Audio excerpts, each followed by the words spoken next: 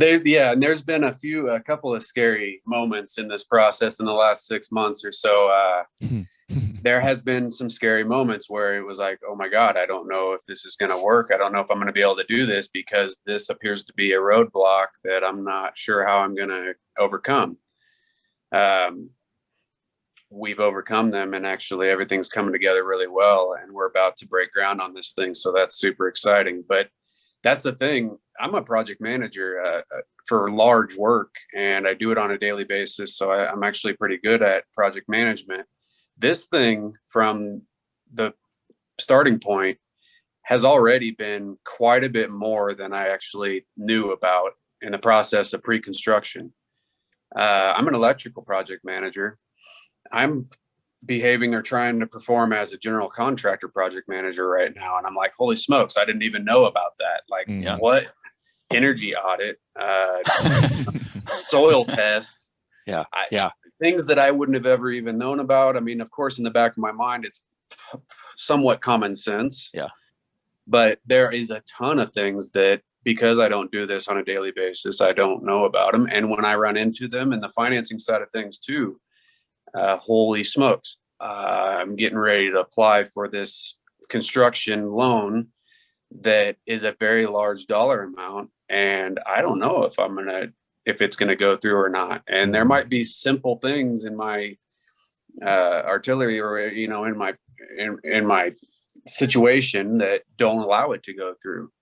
Yep. That could be just completely out of my control. Uh-huh. But that could take the project completely out from underneath me and just completely no more project. Right. Yeah. Things like that can be detrimental to the project.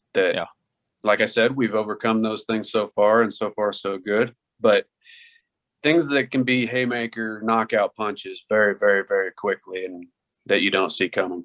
Yeah. And what's funny is I did a video not too long ago on YouTube about how to become a general contractor and the steps involved literally in the process of how to get all the way to getting your license, starting your own business and your construction business. And the funny thing is what I mentioned in there, mostly the most important thing is you have to be, you have to know a lot about a lot of things, but you are not an expert in any of them. And we talked about this at the beginning of the podcast. Getting the right team together is crucial. And I think Casey's kind of seeing that because, again, he's in the commercial world, which is a completely different animal than residential construction, which I did even mention in that video too. There's two ways you can go, but the point he just made was that, he's very, very good at what he does. He's a project manager for giant scope of work with his company every time, but it's on the electrical side.